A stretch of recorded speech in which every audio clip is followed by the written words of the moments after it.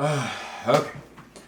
Hey guys, so yesterday I went to a regional in Mendenhall, Mississippi, and I was with Alec, I was with Calvin. It was a fun time. I'll talk about all that in the video and also give a regional report and all that. You can skip to that later, I'll have a timestamp. But yeah, so in this video I wanted to recap my experiences at the event and also, I guess just sort of announce my sort of renewed interest in competing in Yu-Gi-Oh! Something I've talked about for a while, but we'll go into more detail. So, first and foremost, this was a regional, like I said, in Mendenhall. There were 126 people, so not a huge regional, although I guess that depends on where you are. For some people, that's a lot of people, but there are regionals that are like 5, 6, 700 people in some places in this country. So, yeah, not a huge regional, 7 rounds. So, I think 16 invites were given out. If you got top 16, you got an invite.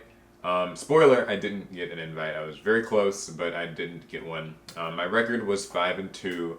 And the deck that I played was Grin Maju, so that was one of the decks that I was talking about in that last video. I decided to go with this since a lot of people said to, and it's something I've actually been playtesting for the last week actually, and it's been a lot of fun. So yeah, the reason why I chose to take this deck as opposed to Salamangrates was mostly because I didn't feel super comfortable with Salamangrates playing them this format. I played them last format, but Gazelles at 1, Circles at 1. The deck hasn't like drastically changed, but it sort of has, and I haven't really been playing it against new stuff. So I figured this was just probably a safer overall bet because, yeah, you know, you could say Grin Maji's a gimmick, and you'd be right. But the thing is, you know, I didn't want to have to like, you know, play a more grindy control deck and like interact a lot in a format I didn't feel familiar with. So I thought that Grin Maju would be better. This is the build from McNabb, I think is his last name. He got like second place at that last YCS. What was it? YCS Portland. So yeah, it's a very similar build to his. I don't take any credit for like, you know, the decisions and stuff like that. I'll profile it at the end of the video, but not in lots of detail. You could watch his and get a far better analysis of like what this deck does. I tested with it for about a week. I made a few small changes here and there. Some worked out, some maybe I would change. Yeah, it's a fun deck. I actually think that it's more solid than like most gimmick decks tend to be, so it's actually pretty cool. But yeah. So all in all, the experience itself was fun outside of like one small issue. The regional had a big heating problem. So basically, what happened was the AC at the venue like went out, I guess, or like wasn't working or something like that. Normally it works. I've been told normally that the shop is fine. The shop is called One Up TCG. Cool place. I know some people there. They do regionals. Normally they're not like this, but it was so hot. Like if you guys followed me on social media, I was actually kind of tweeting about it during the day. It got bad. I've actually never been to a regional like that. It was that hot. And the thing was, it wasn't like, you know, well, typically it's a Yu-Gi-Oh event. People kind of stink sometimes. I don't blame the people this time. This time it was like actually, it was just like, it started off bad. Like, you guys know it's summer. This is like Mississippi. It's very hot. But like, it wasn't any cooler in the store than it was outside. The only difference was the store was more like, I guess, humid because there's more people inside and like more sticky. But then outside, it was just more like heat pounding on you. So there was no like respite. There was no escape from it. It was pretty horrible. By like round 5 or so, it got like people were sweating. They had to hand out plates for people to like fan themselves with because it was that bad. I took a picture of that actually and shared it. Yeah, it was crazy. No fault of the judges or the people hosting the event. It's an issue. It happens. I'm not gonna, you know, like blow them up over it. I hear it's normally fine. I'd still go back to like another regional there. It's not that bad. I also met some fans. A lot of the fans there were really nice. So shout outs to all of you guys who came up and talked to me, and Alec and Calvin. It was fun. I signed some things. I took some pictures. I got to just chat with some people. Everyone's really chill. I've gone to like, you know, bigger events where like you'll find all sorts of fans will follow you around like all day long or like, you know, ask for things like cards from you and stuff. It's like no one was weird. It was really chill. It was fun. So yeah, shout out to everybody I met there. So the point of the video more so really is that I do want to this event. I haven't the last event I played in Yu-Gi-Oh actually was like YCS Atlanta. That Teams YCS way back in like March, I want to say it was February or March. And you know, I played Cyber Dragons there. I did really well there actually. Like not like didn't day 2, but I did really well for my standards. And I had a fun time. It was really enjoyable. I wanted to like at least go to nationals and play in some like side events and stuff there. Didn't get to do that because other stuff came up in the summer. I went to Worlds and really play there, obviously. So I decided I want to go to more regionals, not just YCS events, but regionals, because I do think that a big difference between like regionals and YCS events is when I go to YCS events, I almost feel like I'm there as like a publicity thing. Like I'm a big Yu-Gi tuber and people want to see me, and like I feel so busy during the day because everybody's talking to me, and like I don't mind that part, but I definitely feel like a regional is a little bit more like it's about the competition, and regionals are a good way to prepare for the more national level events too. And so I didn't really have any expectations going into this event. I'm not gonna profess to be like super great at Yu-Gi-Oh, right? Like I've gotten an invite like several years ago, and like that's all I've ever done. Like I haven't topped any YCS events, nothing like that. So I'm not crazy good, but I do want to improve, and I want to go to more events so that I can be better. So this is a good start. Playing Grand Maju, it was a fun time as well. A lot of people like I played against like a Mystic Mind deck, which I didn't enjoy. But other than that, I played mostly things I prepared for. Some matchups were harder than others. I'll get into that a bit more later. But yeah, just I think that I want to go to more regionals. There's some more regionals in our area over the next several weeks, and I do want to try to go to maybe one or two more of those. And I'm going to be at YCS Dallas, so I think that should be a fun time as well. And I'll see how it goes. I probably won't play this deck there, but if I get desperate, maybe I will. There are changes I'd like to make to it, and the meta seems really interesting. The format is, I say this a lot in videos, but it's really true. It's easy to get one idea of like how competitive Yu-Gi-Oh is when like you're just kind of at home behind a computer screen, or like you're on Wago Pro like playing against people. And it just seems like it's nothing but guard dragons and Orchis combos. And the actual metagame is a little more fun and diverse than that. I mean, this is only a small sample size. It's like one regional, but I saw a little bit of everything. I mean, I saw some True Draco, saw some Salamangreat, saw lots of Sky Striker and Orchis towards the top tables. Not as much like Thunder Guard Dragon kind of type of stuff as I expected to see. Altergeist, I don't know if I mentioned that already, but I saw that too. And there was a nice mix. Some Guru Control, for instance. Like I saw a little bit of everything, and so that was neat. And it was a very diverse format. It never really looked like people were getting straight up sacked. The new like 10 promos were, of course, playing a big role. I saw a lot of people got rocked by Nibiru. I saw a lot of people, losing or like struggling to deal with Dark Ruler No More. Just lots of stuff like that. So it was fun. It was a good time. Like I said, I'll do a deck profile of this here at the end of this video, but I'll quickly go over my rounds. If I can remember them. So round one, I played against Mystic Mind. Really good player, Anthony Vo. I actually kind of vaguely know him. I've seen him at events and stuff. He was playing Mystic Mind, and for Grand Maju, that sucks. But, and what can you do? And then I played against Subterra Guru Control, I think, in round two, which can be a tough matchup for Grand Maju because of all the disruptions, but I managed to win that. So I lost to Mystic Mind. I beat Subterra Guru Control.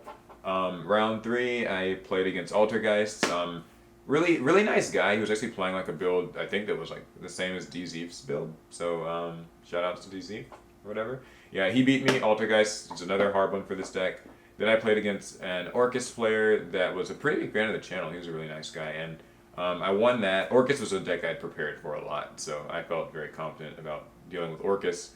Played Orchis, I beat that in round four, so I was 2-2 at that point, and then in round five I played True Draco, and the guy was really nice. We had a weird deck check in the middle of the round. It took a while, but no biggie. And yeah, so I beat that. I was really worried because True Draco can be kind of hard for this deck, but I managed. And then round six, I played against Prank Kids.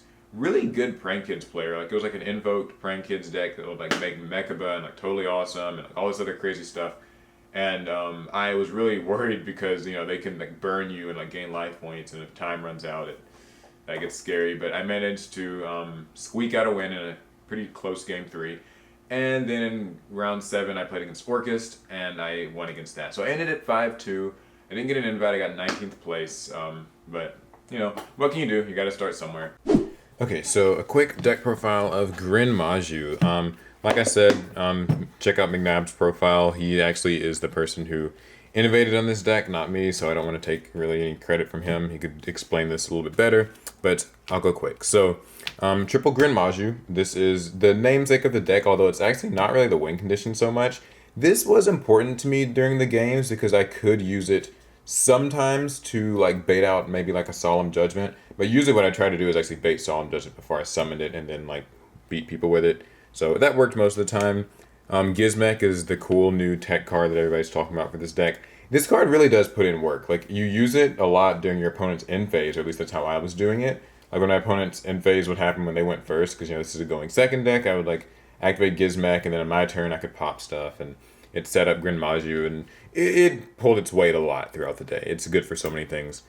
The Bigfoots, the Thunderbirds, the Dangers, these are level 8, so you get a lot of value out of these in a lot of ways. Like, if you go second, you can start activating their effects, and like if you pitch them, they can start to break boards. I popped a lot of Solemn Judgments, I popped a lot of like Impermanence and just different cards like that that would have impeded me, and Bigfoot can like pop pretty much any threat on the field. Though it's not too good if you have to deal with like the stuff that's immune to removal and Dingirsu and all that. But overall, these really do well. You pitch them for trade in or super probably they're also very good. The double Hextrude. So all these together, along with Gizmek, make your rank 8 engine, and the rank 8s are pretty good in this deck. So that's cool, and you can summon this thing. And so a lot of people forget with her that like she can attack twice and increase her attack, and she's not a hard once per turn. So if you somehow get like 2 Hextrudes out, she can read this card, people. Glyph, another one that is good. It searches castle. It also pops a spell or trap, which does come in handy sometimes. And also the discard effect is not a hard once per turn. So there's like, sometimes you can like just throw ash this and then you can like use another one if it had it in your hand. That kind of thing. Triple Eater of Millions. You know what this does. It's Eater of Millions. Double Pankratops. Good card. I wish this thing was level 8. That would have been fun. So this is the one change I made from the original deck list in YCS Portland. I added Kaijus, so I have Godarla, Dogoran, and Gameciel. I use them because they're level 8s, so I could use them with trade-in if they were ever dead, and they just allow me to out more things when I'm going second, especially if I use a Gameciel and I can summon one of these, and I have no problem with like swinging over it and stuff. These were fun. I liked them. Triple Castle. I did win some games because people did not read this card. The Prank Kids player that I played in round 6, for instance, that was pretty much the deciding part of like the game 2 or 3 is like he just didn't read what this did, and then it popped one of his cards, and read your cards when you're playing these kind of decks. Like, read the cards. But yeah, Golden Castle, very strong card, protects you and stuff. Triple Potter's Dyers, you have to do it. Even if they ash it, it doesn't matter because you're powering up Grin Maju and level Eater of Millions. Triple trade-in, good draw power. I actually played around with running Allure of Darkness instead, but ultimately being able to discard the Dangers ended up making this card stay in.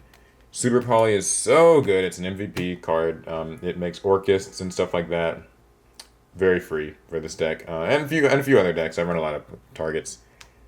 Terraforming, Foolish, Reborn, and I run a Slumber, although I feel like it's something I'd probably take out because I didn't really use it that much during the day. I also didn't see it that much. That's probably more of what that's about. Okay, so extra deck, Dingirsu. Shout out to Trail for letting me borrow this because I didn't actually have one.